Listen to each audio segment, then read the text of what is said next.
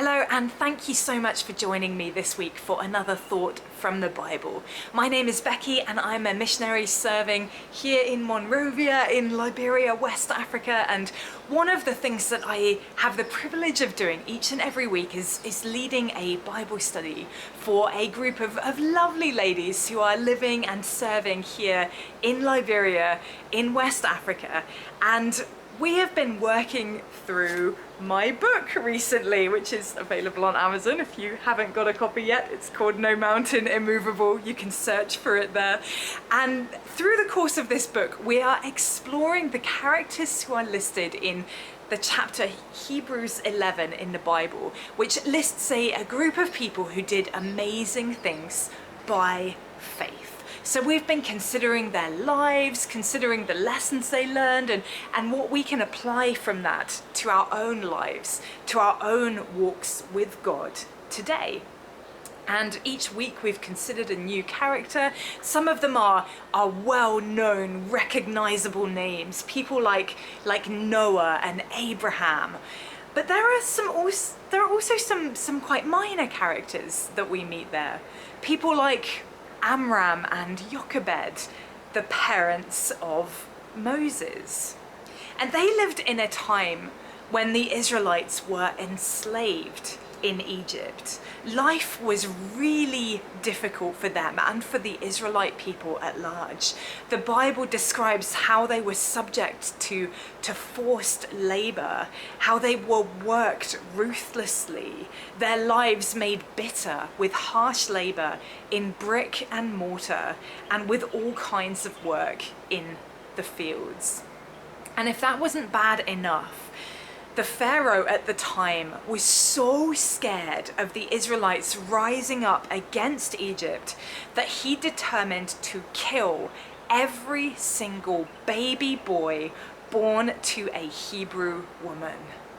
At first he asked a pair of midwives to do the deed, but when that didn't work out, he told his people, every Hebrew boy that is born you must throw into the Nile, but let every girl live. Now, it is hard to imagine how difficult that time was, how very dark and hopeless those days must have seemed. And in the midst of all of that happening, Amram and Jochebed, they have a baby boy. And they managed to keep him hidden for 3 months. But then when Jochebed could hide him no longer, she got a papyrus basket for him and coated it with tar and pitch. Then she placed the child in it and put it among the reeds along the bank of the Nile. Now, we had a really interesting discussion about this in our Bible study. Firstly, because we realized how much of a creative solution this was. Technically, Moses' mother did put her baby boy into the Nile.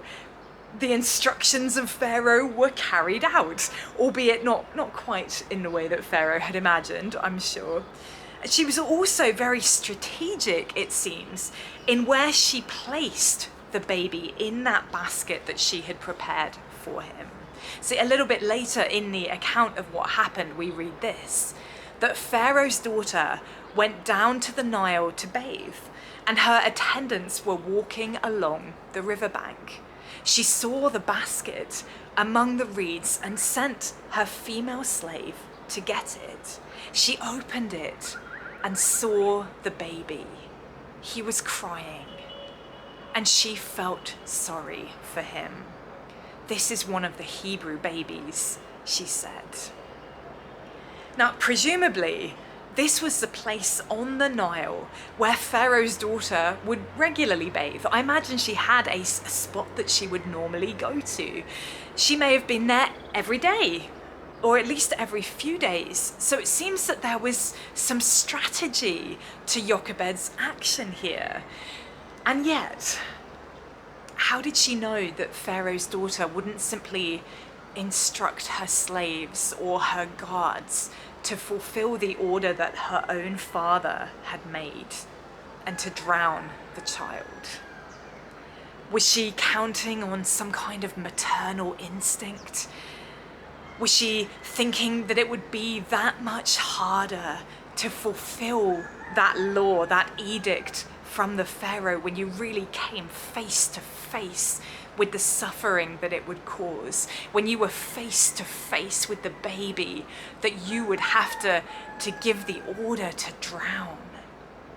We don't know. We don't really know the details.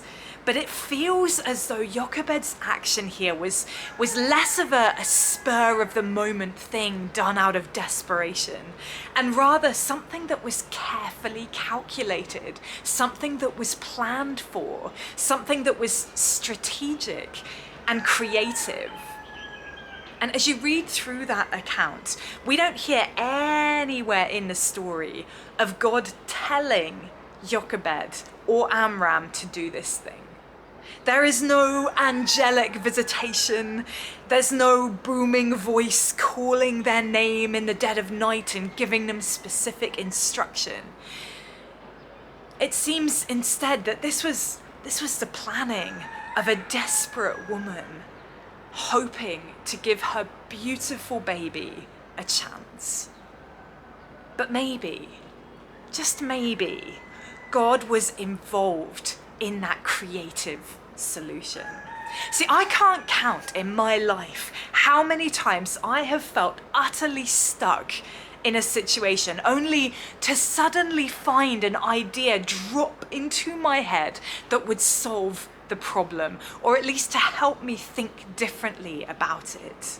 And more often than not, I'm very happy to take credit for that very impressive thought or idea and think, well done, Becky. You came up with a wonderful idea there. But maybe, just maybe, the God who is actively involved in our lives, the God who is at work in our hearts, the God who works through us to reach out to those who don't yet know him, maybe, just maybe, he is always willing to give us a little divine nudge to say, hey, have you thought about doing it this way? See, God created us with brains. He made us with minds that can think. We are made in his image, and that means that we are creative beings, just as he is. And I love seeing the creativity in this world. Works of art, incredible and imaginative stories, beautifully planted gardens showcasing an array of gorgeous flowers and plants and trees and shrubs.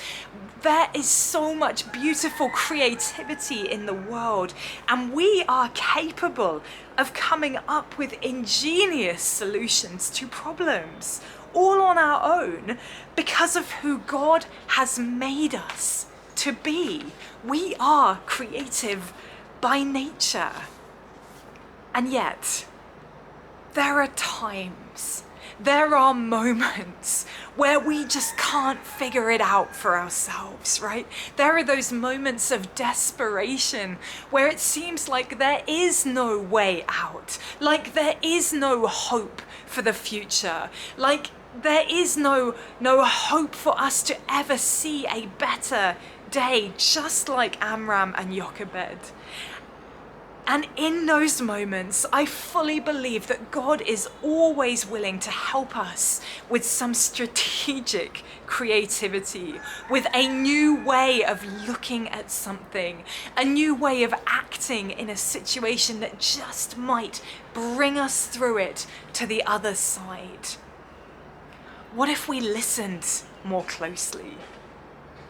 What if we actively invited God to be a part of those moments where we need a little bit of extra leading, a little bit of extra guidance? You know, Moses' mother, Jochebed, may seem like a bit player, like an extra in this great story of God's redemptive plan. And yet her action saved the life of the man that God would use to bring the Israelites out of Egypt. Who knows what a bit of divine creativity could bring in your life? Listen out for those nudges, those ideas, those creative sparks that could help you in whatever situation you find yourself in, no matter how hopeless it may seem. Thank you so much for joining me for that thought from the Bible. I hope that that was an encouragement to you today. I'll be back on Wednesday next week with another video, another thought from the Bible, so I will see you then.